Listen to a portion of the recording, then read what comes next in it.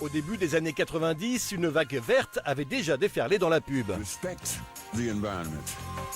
À l'époque, ça s'appelait le marketing vert. Les batteries devaient être sans plomb, les lessives sans phosphate. Vous aussi, comme elle, avez décidé d'agir. La preuve, vous êtes de plus en plus nombreux à faire confiance à l'Eusha Machine sans phosphate. Et déjà, les publicitaires faisaient des raccourcis énormes, comme de dire... Oh, et préserve la couche d'ozone. En clair, si tu veux ripolliner ta façade et ton image en vert, faut que ça suive derrière. Faut que t'inspectes tes process industriels, tes locaux, que tu t'inquiètes de tes produits, de tes sous-traitants, de tes rejets de CO2, sinon tes mots, c'est juste de la pollution en plus.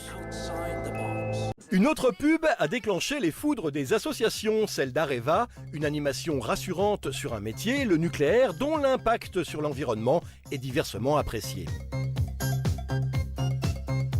C'est une énergie très polluante et il y a la question essentielle, qu'est-ce qu'on fait des déchets? Je ne suis pas sûr que les nightclubbers que l'on voit sur le spot aient envie qu'on mette les déchets de l'énergie nucléaire dans leur jardin le reste de la journée.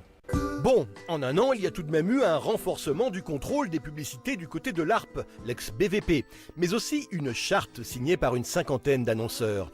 Sans oublier toutes les créations réalisées chaque année, bénévolement, par les agences de pub pour les associations, comme ce spot pour le WWF. L'eau est un bien trop précieux pour être gaspillée.